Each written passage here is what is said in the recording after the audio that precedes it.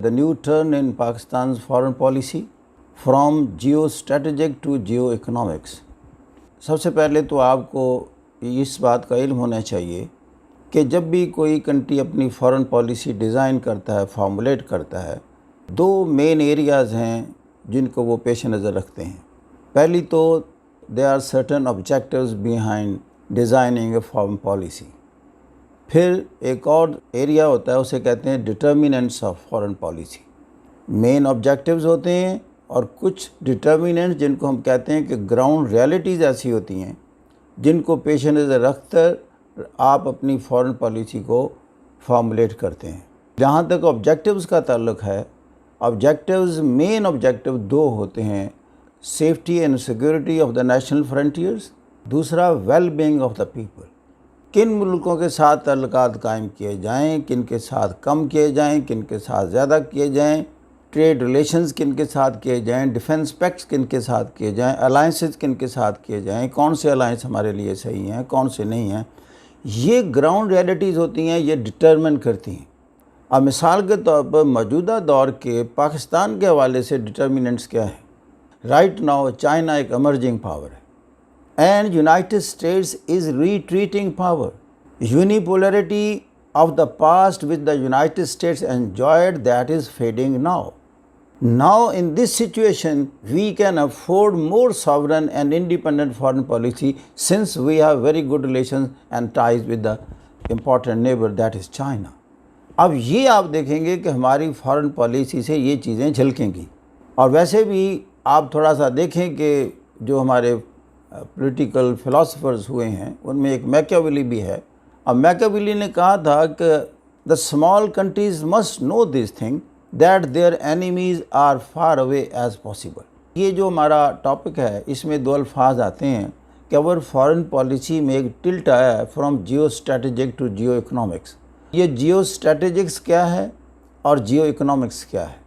जियो strategy को कहते हैं जिसमें पावर और वॉर का बहुत ज़्यादा एलिमेंट होता है, रोल होता है.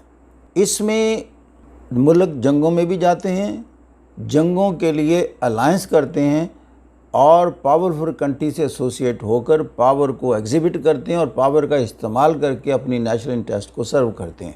जियो इकोनॉमिक्स में टोटली फोकस हो रहा है इकोनॉमिक्स पर, जिसके दो फेसेट्स होते हैं, आपकी investment, trade, manufacturing and then the cell of those manufactured goods. इस वक्त दुनिया में जियो स्ट्रेटेजिक डोमेन से निकलकर सारी दुनिया ही जियो इकोनॉमिक जोन में चली गई है. इसीलिए देखें कि अगर पाकिस्तान की फॉरेन पॉलिसी में ऐसी चेंज आई है तो it means that change is in accordance with the ground realities of the world. पहले थोड़ा सा मैं हिस्टोरिक इसका एक ब्रॉड व्यू लेता हूँ. जब पाकिस्तान वजूद में आया तो एनमिटी हमारी जब डेवलप हुई इंडिया के साथ फ्रॉम द वेरी आउटसाइड, एक sense of insecurity was prevailing with Pakistan because our enemy was quite bigger than us. To fill up that vacuum और that hollow we needed a strong power in the world to be our ally. There were to big powers at that time. On one side there was United states, on other side there was Soviet union. और ये वो उस वक्त geo strategic zone था. यानी आप देखें ये दोनों जो अलायंस है, वारसा पैक्ट और जो नेटो, ये इकोनॉमिक्स डोमेन में नहीं बनाए गए, ये स्ट्रेटेजिक जोन में बनाए गए. वार और पावर के बेसिस से ये उठान इसकी होती है. उस वक्त हमने अलाई किया ख़ुद को यूनाइटेड स्टेट्स के साथ और आप देखते हैं कि ये सारे के सारे जो हमारे सीटो, सेंटो और म्यूचुअल डिफेंस एग्रीमेंट, इन सब में वार और पावर का कॉन्सेप्ट है. सोवियत यूनियन डिसमेंबर हो जाता है 1990 में. अब दुनिया यूनिपोलर हो जाती है. United states enjoy the soul super power of the world. और उसके फिर रेपरकशंस और मैनिफेस्टेशंस होती हैं कि वो अकेला फैसले कर रहा है. इवन अफ़गानिस्तान में जो एंट्री होती है उसमें भी सारे का सारा रोल यूनाइटेड स्टेट्स का था. उसने नेटो को साथ एसोसिएट किया और बम्बार्डमेंट की और तालिबान को आउस्ट किया. इराक़ में सद्दाम को टॉपल करना था, उसने बॉदर नहीं किया कि सिक्योरिटी काउंसिल से अप्रूवल ले. उसने दो मुल्कों को साथ मिलाया, स्पेन और यूके को, और सद्दाम को टॉपल कर दिया. लाइकवाइज आपने देखा कि जब फैसला किया उसने कि वो कज़ाफ़ी से भी जान छुड़ाना चाहता है लीबिया में, تو نیٹو سے بمبارڈمنٹ کروائی اور اس نے قذافی کو ٹاپل کیا۔ یہ کیا ہے؟ یہ یونیپولر ورلڈ کے انداز ہیں، اور دنیا خاموش رہی ایکسیپٹ کہ انہوں نے کچھ ریزولوشن پاس کر دیں، کچھ اسٹیٹمنٹ ایشو کر دیں کہ this is not good, the regime should not be change with the use of power. اسی طرح یہ رشیا، چائنا، فرانس، انہوں نے سوائے ان اسٹیٹمنٹ کے کچھ نہیں کیا، اس لیے کہ U S A was the civil super power. اب چونکہ یونیپولر ورلڈ تھی، ہم پر بھی اس کے اثرات تھے، ہم خود ڈرتے تھے اور گھبراتے تھے۔ یہ میں آپ کو بتاؤں کہ 9/11 کے بعد جب انہوں نے طالبان کو آؤسٹ کرنا چاہا اور ہمیں کہا کہ are you with Taliban, we will be treating you the way we are going to treat the Taliban, تو you tell us you are with Taliban اور ود دا یونائٹڈ اسٹیٹس۔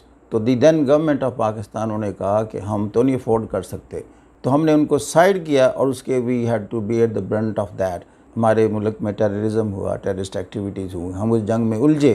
پھر اس کے بعد آپ نے دیکھا کہ دنیا میں بڑی تبدیلی، جہاں یونیپولرٹی آف دا یونائٹڈ اسٹیٹس کو ریٹریٹ ملتا ہے یا وہ ڈاؤن جاتا ہے، دیٹ از دا ایئر 2010، جب چائنا دنیا کی دوسری بڑی اکانومی بنتا ہے ریپلیسنگ جاپان۔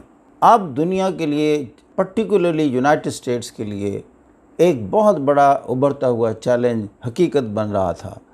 اور اگلی چیز جس نے اور بڑا چیلنج کریٹ کیا ویسٹ کے لیے، particularly the United States, that was the Belt and Road Initiative initiated by the President Xi Jinping 2013 میں، لیکن اس کو پریکٹیکلی ایک شکل جو ملی وہ 2015 میں۔ اب یہ دنیا کا بہت بڑا پروجیکٹ جو کہ کہا جاتا ہے 4 سے 8 ٹریلین ڈالر کے قریب اس کا جو سکوپ ہے، اور دنیا کے 129 ممالک کے قریب جو ہے اس میں تک یہ پھیلا ہوا ہے، اور اس میں ایشیا نہیں ہے، اس میں یورپین کنٹری شامل ہیں۔ جسٹ ٹو نیم دیٹ، اس میں ہالینڈ شامل ہے، اس میں اٹلی شامل ہے، اور اس میں اسپین اور پورچگال انٹرسٹ لے رہے ہیں۔ یوں کہہ لیں کہ بیجنگ سے لے کر روٹرڈیم تک اس کی لائنز ہیں، اور 6 کوریڈور ہیں، جس میں دا موسٹ امپورٹنٹ کوریڈور اس کا BRI کا، جسے بکل ان دا بیلٹ بھی کہتے ہیں، that is CPEC, China Pakistan economic corridor. اب یہ چیزیں ہیں، اس نے ایک انداز بدل دیا۔ پھر دنیا میں جتنے بھی انالیسز ہوئے ہیں وہ سارے بتانا شروع ہو گئے کہ یونائٹڈ اسٹیٹس اکنامکلی اور ملیٹریلی یہ ریلیٹیو ٹرمز میں ڈکلائن میں جا رہا ہے، اور جبکہ چائنا ایمرج کر رہا ہے۔ اگرچہ اس وقت چائنا دوسرے نمبر پر ہی ہے اور دنیا کی سپر پاور یونائٹڈ اسٹیٹس ہی ہے، but it has started declining. اب یہ چائنا جو فینومینن ہے، یہ جیو اسٹریٹجک فینومینن نہیں ہے رائٹ ناؤ، یہ جیو اکنامک فینومینن ہے۔ What is this BRI؟ یہ دنیا کا بہت بڑا اکنامک پروجیکٹ ہے، اور اسی پروجیکٹ سے، اور اس سے پہلے بھی جو اس کا بائی لیٹرل ٹرمز پر انویسٹمنٹ اس نے کی یا ٹریڈ کی، یہ اس نے کوئی کورسے میتھڈ یوز نہیں کی، کوئی ایسٹ انڈیا کمپنی کی طرح گنز لے کر چائنا نہیں گیا اور اس نے ایسوسیٹ کیا لوگوں کو اپنے ساتھ۔ اس کا سب سے بڑا ثبوت یہ ہے کہ چائنا کے ساتھ سب سے بڑے جو ٹریڈ اور بزنس پارٹنر ہیں اس وقت، وہ اس کے آرچ اینیمیز ہیں۔ I mean United States and India, they are the largest trade partners of China. اور آپ دیکھیں کہ یہی چائنا کنٹینمنٹ پالیسی میں سب سے آگے ہیں۔ اب یہ چیزیں جو ہو رہی تھیں، تو سی پیک پاکستان کا ایک geo economic, geo strategic, geo political ہماری نیڈ تھی، اور یہ نیڈ چائنا کی بھی ایکول تھی۔ جیسے میں نے کہا چائنا فورس نہیں کرتا، وہ ایک ون ون کیٹیگری اور سچویشن ڈیولپ کرتا ہے، اور ان ملکوں کو کہتا ہے کہ آپ کی جو اس وقت اتفاق سے ساری دنیا کی اکانومی جو ہے نا ڈاؤن ورڈ موونگ ہے، کچھ کرونا کی وجہ سے، کرونا سے پہلے بھی، کیونکہ جو ٹرانس نیشنل کارپوریشنز تھیں ویسٹ سے اٹھ کر چائنا میں چلی گئیں، انڈیا میں چلی گئیں، یعنی ایسٹ ایشیا میں چلی گئیں۔ ایسٹ ایشیا تو اکنامکلی ایمرج ہو رہا ہے، فلرش کر رہا ہے، ڈیولپ کر رہا ہے، جبکہ ویسٹ سارے کا سارا ڈکلائن کر رہا ہے، چونکہ انہی کی کمپنیاں وہاں سے اٹھ گئیں by creating joblessness in their native countries. ان حالات میں ہوا یہ کہ ان سارے ملکوں میں ان امپلائمنٹ بڑھ گئی، انڈر امپلائمنٹ بڑھ گئی، اور تھرڈ ورلڈ کنٹریز جو کہ چائنا کے بائرز تھے، ان کی اپنے انڈسٹریل سیٹ اپ گرو ہونا بند ہو گئے، اس لیے کہ چائنا کی چیزیں آنا شروع ہو گئیں، تو انڈسٹریل سیٹ اپ کیسے فلرش کرتے۔ اب ان ساری کی اکانومی کا مسئلہ ہو گیا کہ ہمارے جاب کریٹ کیسے کیا جائے. تو لہذا اکنامک ایکٹیویٹی کو جنریٹ کرنے کا طریقہ کار ہوتا ہے کہ آپ انفراسٹرکچر کو ڈیولپ کریں. تو چائنا نے کہا کہ ہم آپ کو لون دیتے ہیں، آپ اپنے ان ایریاز کو ڈیولپ کریں اور میری کمپنیز کو کانٹریکٹ ملے. تو اس طریقے سے یہ جو BRI ہے بیسیکلی یہ دنیا میں انفراسٹرکچر ڈیولپ کرنے کا بہت بڑا ایک مموت پروجیکٹ ہے. اس کو فائنانس کرنے کے لیے اس سے پہلے ہم سارے ڈپینڈنٹ تھے. ایک بریٹن ووڈ سسٹم کے تحت ورلڈ بینک IMF بنے، تو we were compelled to get loans from World Bank, IMF، Asian Development Bank, اور یہ سارے کا سارا سٹارٹ سے لے کر اب تک برطانیہ اور امریکہ ان کو کنٹرول کرتا ہے. چونکہ امریکہ سب سے زیادہ کرتا ہے، وہ ڈونر ہے، سب سے زیادہ کنٹریبیوٹ کرتا ہے، اور اصول یہ ہے کہ جو زیادہ کنٹریبیوٹ کرے گا وہی اس کی ڈیسیژن میکنگ میں زیادہ رول ادا کرے گا. تو اب ان کے پیرالل ایک بینکنگ سسٹم لانا تھا. دنیا کے کسی ملک کے پاس یہ پاور نہیں تھی، یا وہ اتنا اکنامکلی سٹرونگ نہیں تھا. نہ رشیا تھا، نہ فرانس تھا. اب یہ چائنا ایک اپنی اکنامک گروتھ کی وجہ سے اس پوزیشن میں آیا کہ اس نے ورلڈ بینک کے پیرالل ایک بینک بنایا جو کہ آپ جانتے ہیں ایشین انفراسٹرکچر انویسٹمنٹ بینک. اور یہ کہا جاتا ہے کہ اس کی اس وقت رائٹ ناؤ ورتھ جو ہے 50% آف دا ورلڈ بینک ہے. گویا کہ یہ جو اکنامک پینڈولم ہے اور جو اسٹریٹجک پینڈولم ہے اور جو پاور کا کانسیپٹ ہے، یہ تھوڑا سا امریکہ سے ٹلٹ ہو کر it has move towards China now. اس کے ساتھ جو اسٹریٹجک ایک اور چیلنج ہمیں پیش آیا ان دا ریسنٹ پاسٹ، وہ تھا عربین پیننسولا میں. UAE اور سعودی عربیہ ہمارے پرانے الائز ہیں، فرینڈز ہیں، مسلم بردرز ہیں. They use to help us in difficult situations. یہ جنگ میں انوالو ہو گئے ایران کے ساتھ، پراکسی وار سیریا میں اور یمن میں. جب انہوں نے دیکھا کہ پاکستان کا جو سٹرونگ پوائنٹ، دیکھیں ہر کنٹری دیکھتا ہے کہ جی what is the strong point in you. جیسے چائنا نے ہمارا سٹرونگ پوائنٹ دیکھا Gwadar, shortest land route possible to the Arabian Sea. That was the geographical opportunity for Pakistan. تو لہذا یہ دنیا میں ملک جو ایک دوسرے کے قریب آتے ہیں ان کی اپنی نیشنل انٹرسٹ ہیں جو ان کو لے کر جاتی ہیں. ورنہ میں بتاؤں کہ for nothing there is no love lost between two entities اور دا پرسنالٹیز اور دا کنٹریز. سعودی عرب نے دیکھا کہ پاکستان کا سٹرونگ پوائنٹ اس کا فارمیڈیبل ڈیفینسو سسٹم ہے. پیس کیپنگ مشن UN نے اسٹیبلش کیا اس بات کو کہ Pakistan is one of the top most countries جنہوں نے پیس کیپنگ مشن میں پرٹیکولرلی ان افریقہ بہت بڑا رول ادا کیا ہے. تو پھر انہوں نے کہا کہ پاکستان کی اس طاقت سے فائدہ اٹھایا جائے. انہوں نے کہا کہ you help us in Yemen. اب وہ بہت بڑا چیلنج تھا کہ ایک کنٹری آپ کو ہیلپ کرتا رہا تھا اور آپ کیا جواب دیتے. And that was a great stand کہ پاکستان نے کہا no, we can not involve ourself in this war in Yemen. اب یعنی جیو اسٹریٹجک سچویشن سے نکلے پہلی دفعہ. ہم نے کہا کہ ہم ایران کے خلاف کہیں بھی پراکسی وار میں حصہ نہیں لیں گے، نہ سیریا میں نہ یمن میں. یہ بہت بڑا سٹینڈ تھا. We made them angry, they were not happy with us, لیکن وی اسٹوڈ بائی دیٹ. جس سے یہ ہوا کہ ہمارے ٹرمز ایران کے ساتھ ٹھیک رہے. اور سپیکنگ ٹرمز کا یہ بھی فائدہ ہے کہ ہم میڈیشن کا رول بھی ادا کرنے کی پوزیشن میں آ گئے between Saudi Arabia and Iran. اب یہ پاکستان کا پہلا ٹلٹ تھا from geo strategic situation to the geo economics. ابھی میں اکنامکس کی بات کرتا ہوں. اب دیکھیں قطر جو ہے یہ سعودی عربیہ کا آرچ اینیمی، اور انہوں نے ایک بلاک کیا ہوا ہے سعودی عربیہ نے. اب تھوڑا حالات بہتر ہوئے ہیں کہ تمام قسم کے کنیکشنز بین کر لیے ود دا قطر. جب اتنے اختلافات بڑھے اور سعودی عربیہ کے ساتھ آپ کے اتنے اچھے تعلقات ہیں تو جیو اسٹریٹجک سچویشن ڈیمانڈ کرتی تھی، جیسے پاور اور وار زون میں جو جنگ ہوتی ہے، کہ آپ بھی قطر سے ڈسکنیکٹ ہو جاتے. لیکن آپ نے ایسا نہیں کیا. پاکستان نے قطر کے ساتھ تعلق رکھے. اور آپ کو پتہ ہے یہ لیکویفائڈ نیچرل گیس ہے LNG، یہ ہم قطر سے امپورٹ کرتے رہے. ہمیں کہا گیا امریکہ نے کہ آپ چائنا سے زیادہ تعلقات استوار نہ کریں. ہم نے پہلی دفعہ نو کہا. اور تھرڈ ٹائم پھر امریکہ نے کہا کہ اب ہم ایکسٹریکیٹ کر رہے ہیں افغانستان سے، تو لیکن سرویلنس کے لیے ہم ایک نظر اس پر رکھنا چاہتے ہیں کہ what is going on in future in Afghanistan. یا جو ہماری اور انڈیا کی یا ناردرن الائنس کی جو انٹرسٹ ہے اس کو ہم واچ کرنا چاہتے ہیں وہاں جو ہمارے الائز رہے ہیں، تو ہم یہاں اسٹیشنڈ ہونا چاہتے ہیں پاکستان میں. And Pakistan categorically said no to that. We want a stable peaceful Afghanistan. کہ افغانستان کی جو پیس اور اسٹیبلٹی ہے اور وہاں جو ایک ریپریزنٹیو گورنمنٹ ہے، that is good for Pakistan as well. کہ اگر وہاں سول وار ہوتی ہے تو اس کے جو اثرات ہوں گے وہ ہم پر نیگیٹو ہوں گے، سب سے زیادہ ہم پر ہوں گے. ماضی میں بھی ہم پر ہوئے تھے، کیونکہ وہاں سے جب لوگ نکلتے ہیں وہ سیدھا پاکستان میں آتے ہیں. We have to support them and we have to give them shelter. Last جو میں بات کرنا چاہتا ہوں کہ یہ جو ٹلٹ ہے ہم دیکھ رہے ہیں کہ پاکستان کی فارن پالیسی میں ایک ٹلٹ ہوا ہے. یہ ٹلٹ جو ہے ساری دنیا میں بھی ٹلٹ ہے. یہ جیو اسٹریٹجک زون سے نکل کر جیو اکنامکس میں جانا.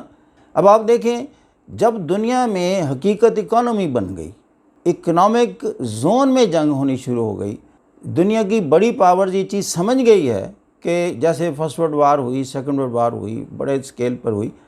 اب یہ جنگ ہے، 5 بڑے ہیں سیکورٹی کونسل کے ممبر. اب انہوں نے جیسے ان ریٹرن سمجھوتا کر لیا ہے کہ ہم آپس میں جنگ افورڈ ہی نہیں کر سکتے. ہمارے پاس ایسے ڈیزاسٹرس اور فارمیڈیبل ویپنری سسٹم ہے، اگر ہماری جنگ ہوتی ہے تو that will be a war for the mutual destruction. تو لہذا یہ سمجھوتا ہو گیا کہ یہ ایز اے ڈیٹرنس تو رہیں تاکہ آپ ایک دوسرے پر اٹیک نہ کر سکیں.